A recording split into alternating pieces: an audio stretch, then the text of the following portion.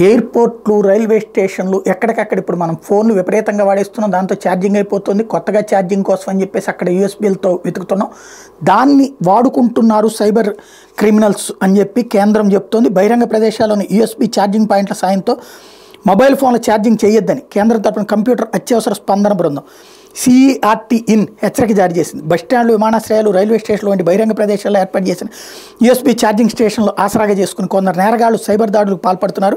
వినియోగదారులు వ్యక్తిగత డేటాను దొంగిలించడానికి లేదా వారి పరికరాల్లో మాల్వేర్ను జొప్పించడానికి ఛార్జింగ్ పోర్ట్స్ని ఉపయోగించుకుంటున్నారు. ఈ తరహా దాడుల్ని జ్యూస్ జాకింగ్ అంటారు. వీటితో జాగ్రత్త వహించాలని సిఈఆర్టీ సూచించింది. ఇకపై బయటకు వెళ్ళేటప్పుడు ఎలక్ట్రికల్ వాల్ అవుట్లెట్ మాత్రమే ఎంచుకోవాలని లేదా కేబుల్స్, పవర్ బ్యాంకులు తీసుకెళ్లాలని తెలిపింది. సైబర్ దాడి జరిగితే www.cybercrime.gov.in కానీ 1930 హెల్ప్ లైన్ ద్వారా కానీ ఫిర్యాదు చేయాలని సూచించింది.